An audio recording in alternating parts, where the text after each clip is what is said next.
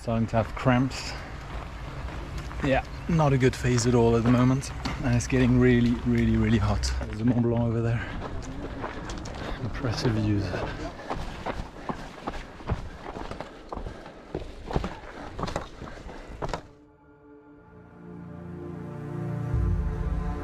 Chamonix, a mythical location for trail running, home of some of the most prestigious races in the world, the Mont Blanc Marathon, which is part of the Golden Trail World Series, and the UTMB.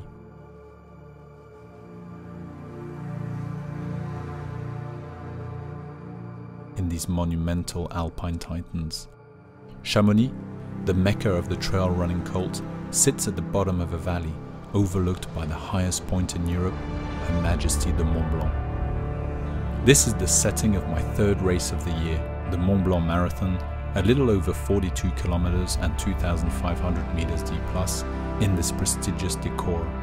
A difficult race to get into given the 13% chance of being drawn in the lottery. I was lucky enough to be drawn in my first try. This race is wrapped by an incredible level of energy, with several events happening at the same time, including a dedicated trail village and a kids race which my eldest daughter took part in. I've trained hard and now it's my turn to take on the epic mountains and further increase my load as I look to take on the Swiss Alps 100 in August. Here we are in beautiful Chamonix for the epic Marathon Du Mont Blanc. So this is going to be a pretty exciting race. It's going to be a beautiful day. So 42k and 2,500 meters elevation. That's going to be pretty cool.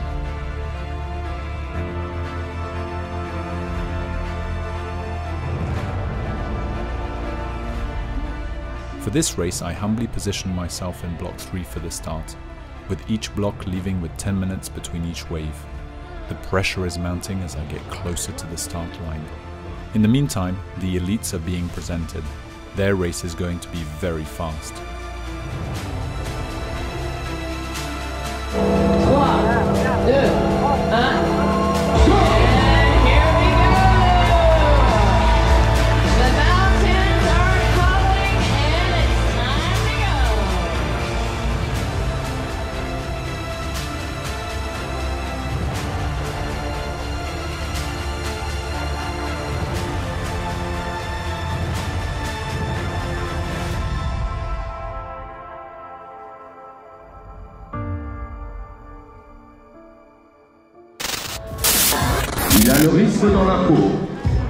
Excitement is now mounting as we wait for our start signal.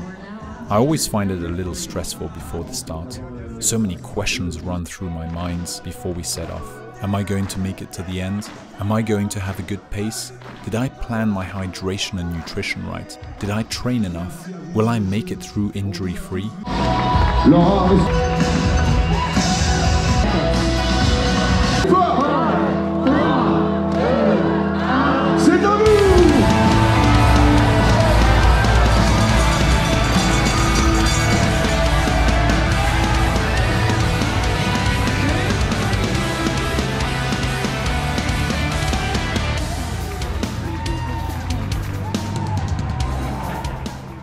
We set off into our respective adventures, each one of us with a different objective, each one of us fueled by different dreams and aspirations, but all of us galvanized by the incredible energy that is being infused by the fantastic crowd.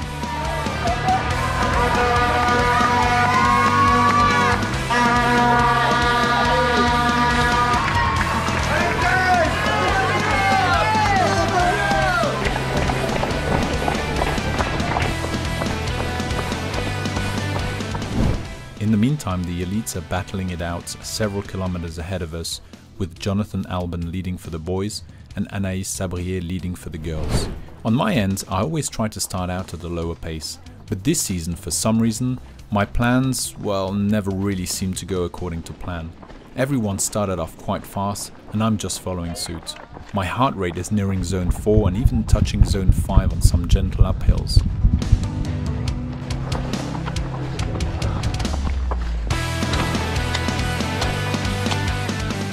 We're now heading towards Argentière and the first aid station at kilometer 14, Le Tour.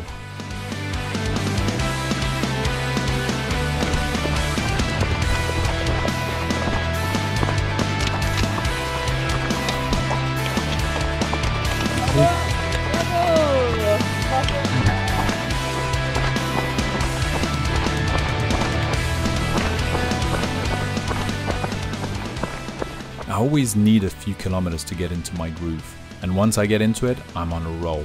Several of us wave 3 front runners catch wave 2 runners, and I'm now passing quite a few people. I'm now caught into a euphoria of trying to pass as many runners as possible, completely losing sight of my strategy and my pace.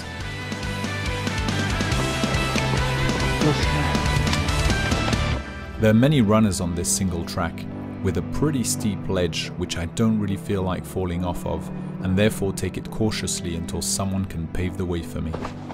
As I head down towards Le Tour aid station, I pick up the pace quite considerably. At this stage, I'm not really strategizing much, just enjoying this great trail and trying to find some space in front of me. I'm feeling great.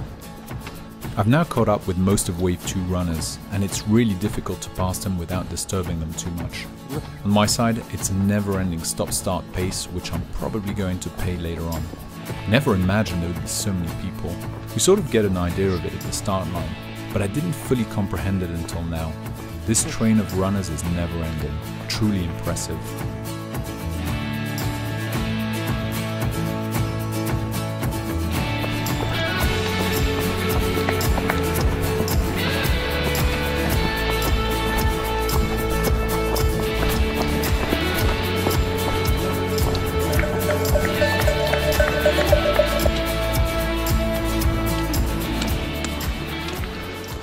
Argentière over there. Beautiful.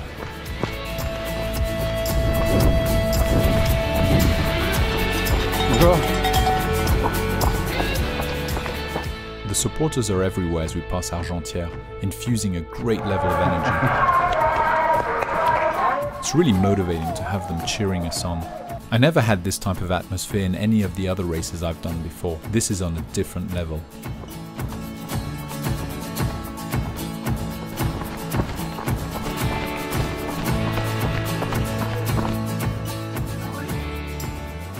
Ahead of us, the elites are going at full speed and running up most sections we are power hiking. Robert Camboy is leading the boys and Anaïs Sabrier is leading for the girls. On my end, I try to pick up the pace again on the uphills to try and get out of the pack of runners before the trail narrows again.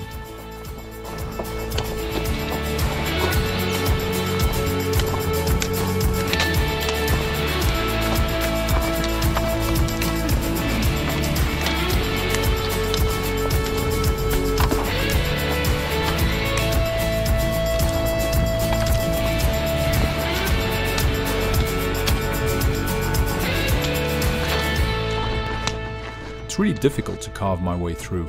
I'm torn between passing runners to gain some time and staying behind to avoid disturbing their race. In the end, I try to balance both as I slip through them.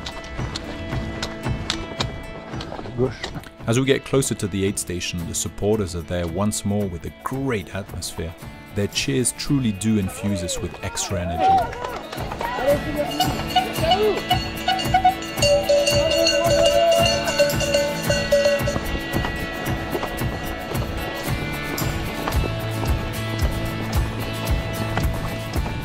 Despite being close to the aid station, I want to be super disciplined with the calorie intake and follow my plan of eating one energy bar every 45 minutes to 1 hour. I will add additional calories at the aid station.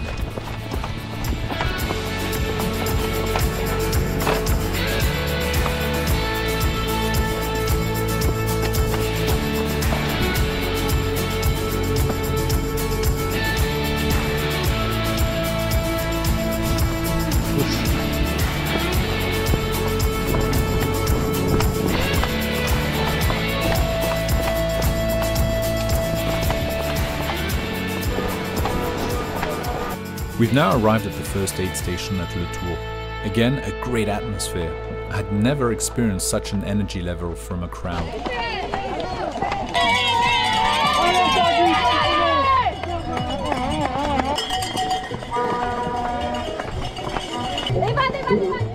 It's now time to eat as much as possible and fill up my bottles.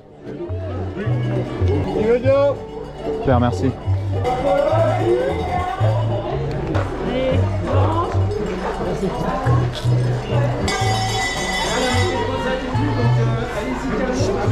Ouais, bien du fromage et puis une petite, voilà, une petite biscotte. Voilà, parfait, merci, bonne journée. In the meantime, the elites are well ahead of us and already passing l'Aiguillette des Possettes. For the boys, Rémi Bonnet leads on the uphill towards the highest point, battling it out with a number of runners, and Anaïs Sabrier is leading for the girls along with Sarah Alonso. A close battle at the front. For the boys, Jonathan Albon accelerates on the downhill and takes the lead as they race towards Valorcine. So at kilometer 13, climbed 600 meters. So far feeling okay, but been high intensity for quite a while, 160 heartbeats per minute, so not easy, but it's a good atmosphere.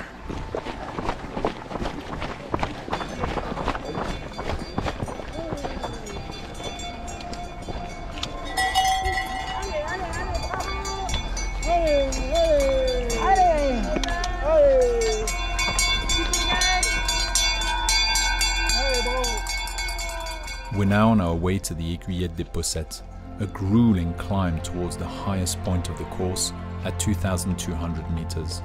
A trail that is taking us on a voyage that will enchant us with breathtaking views. I'm now in my bubble, fully concentrated and in the flow, in a sort of trance. I go at a pace that I'm comfortable with, and now I'm more confident on passing the other runners as I try to get some space in front of me.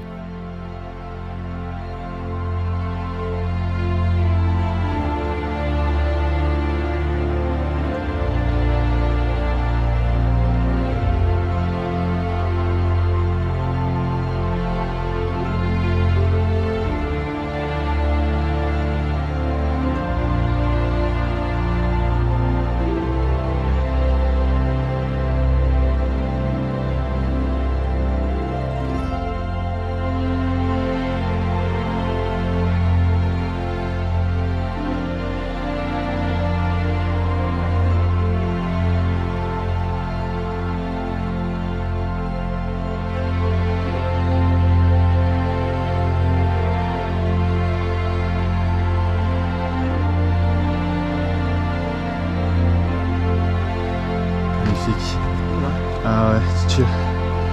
On vient aussi pour ça. Super, merci beaucoup.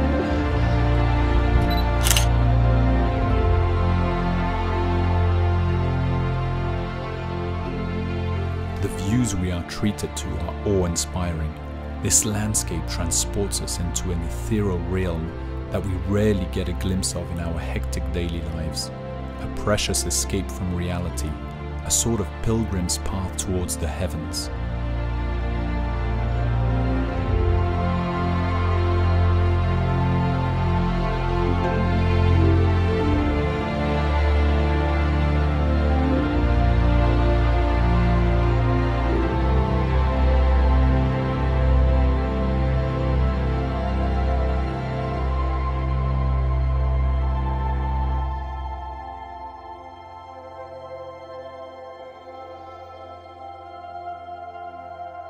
As we near the summit of our sacred mount, we slowly return from a celestial space to progressively return to Earth and the downhill that awaits us to take us back towards the reality of the course's second aid station.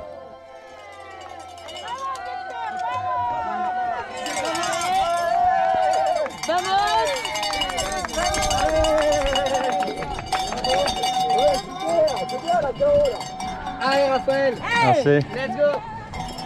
We've now reached the top of the Aiguillette des Possettes. I'm still feeling well, and this enchanting climb boosted my energy level.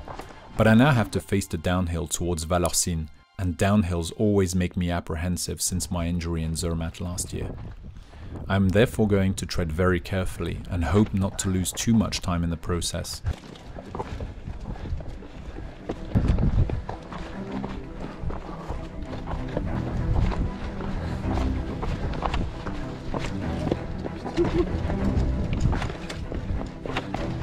The train of runners is never ending, impossible to get space in front of me. Between those passing me and those I need to overtake, makes for quite a challenging race in addition to the actual course profile.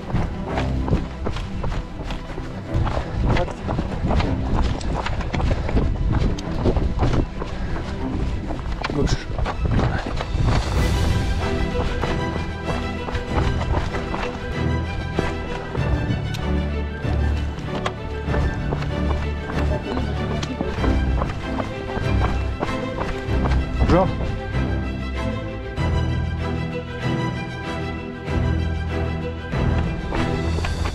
Despite what looks like a very good terrain, it's actually quite slippery and therefore very easy to finish the race right there with an injury. I'm therefore super careful, but quite satisfied with my pace at this point.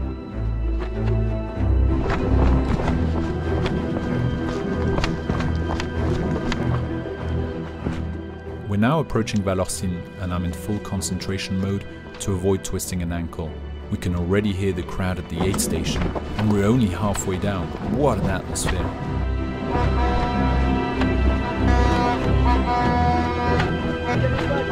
Oh, magnifique.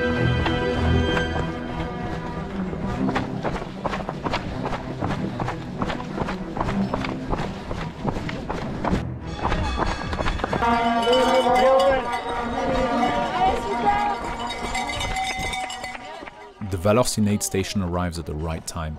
I'm now entering a low patch. I feel drained and the heat at the bottom of the valley is starting to affect me. I might have pushed too much at the start of the race. Now I'm going to pay for it. Let's hope it's just temporary. We're now at kilometer 24, but already clocked in quite a bit of vertical. At the front, the elites are already passing La Flégère and on their way to the finish with Jonathan Albon leading for the boys, Eloucine El Azaoui in second, Davide Magnini in third, and Thibaut Barognan in fourth.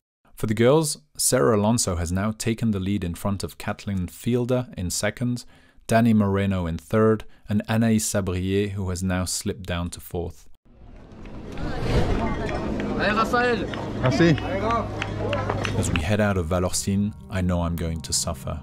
This is the sort of suffering I guess we seek.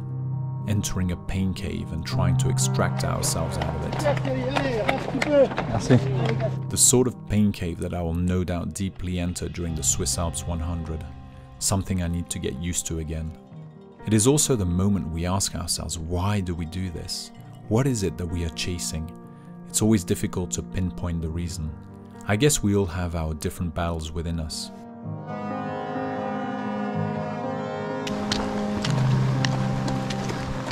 Tough. Kilometer 27. Starting to have cramps. Yeah, not a good phase at all at the moment. And it's getting really hot. Ça va, t'as besoin d'aide? C'est les crampes? Sûr, t'as de l'eau? Ouais, c'est tout bon?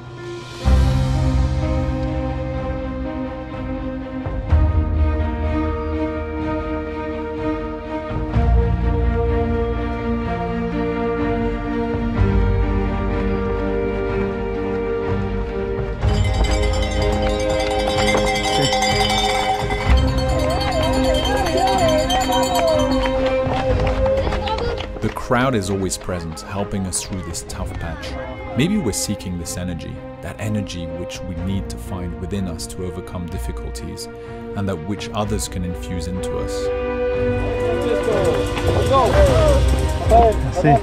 That realization that despite being alone, we're actually accompanied throughout our journey.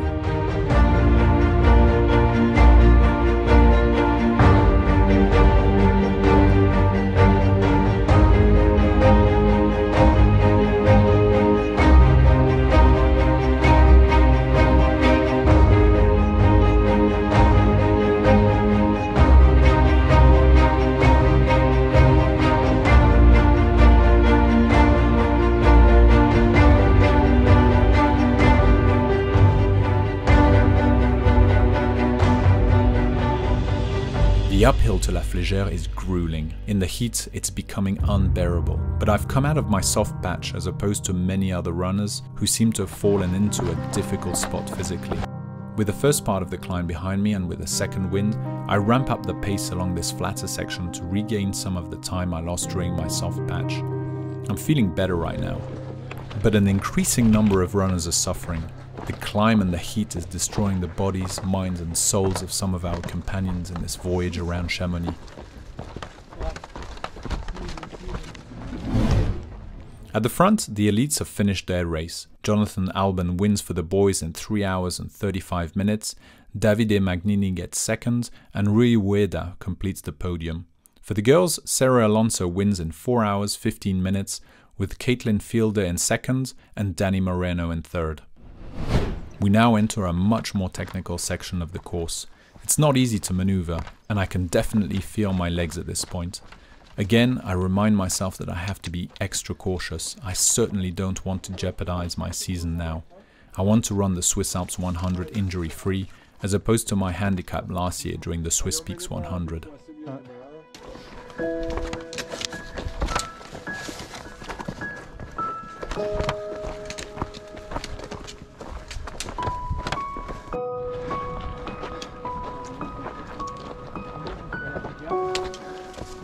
The climb towards La Flégère is deadly in this heat. Luckily we find a stream which everyone flocks to fill their empty bottles and refresh themselves.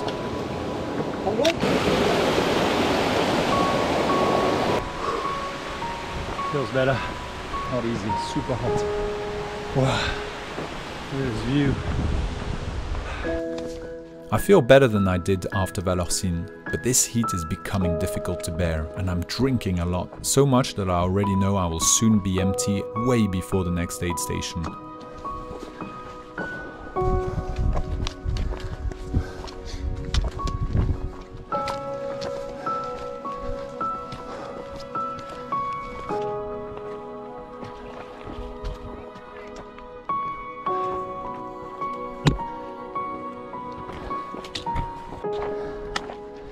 We're now all marching in silence towards La Flégère, a silence that speaks volumes as to the physical state of all the runners.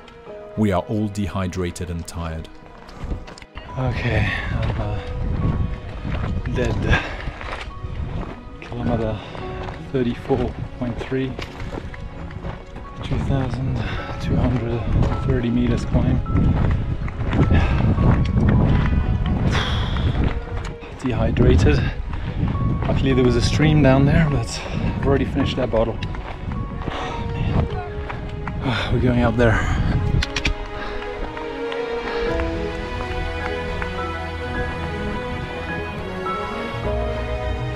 There we go. We arrived at La Flégère, the last aid station before the downhill to the finish.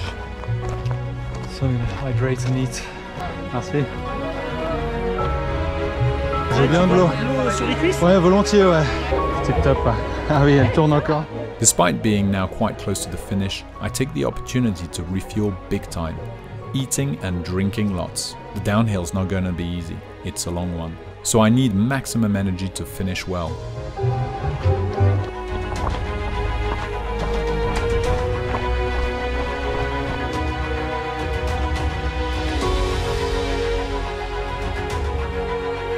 There's Chamonix down there. Let's hope I don't get the same thing in Zermatt. I gotta be very careful with my ankles. Ah ouais. Non, non, c'est clair.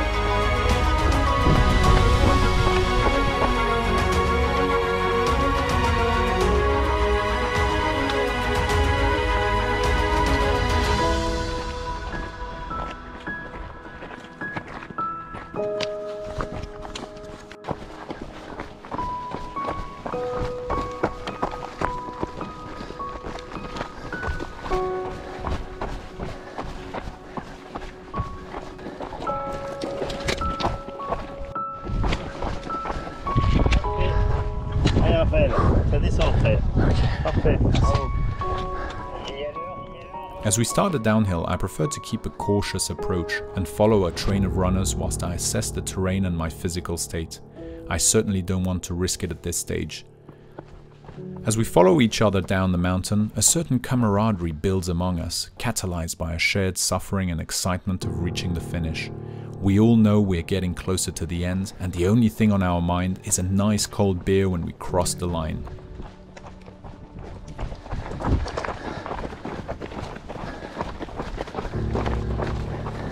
Et on l'aura bien mérité celle-là. Les bières, effectivement. Despite wanting to follow a safe approach, I feel that I can go a little faster than the train of runners I'm following, so I decide to pick up the pace and now find some space in front of me. I'm now in full concentration mode to avoid any ankle twisting. Somehow, my downhill is panning out pretty well. I surprise myself that despite a safe approach, I'm actually going down quite fast and gain quite a lot of time. I'm now very close to the finish. Virage à gauche, dernière descente. Ok.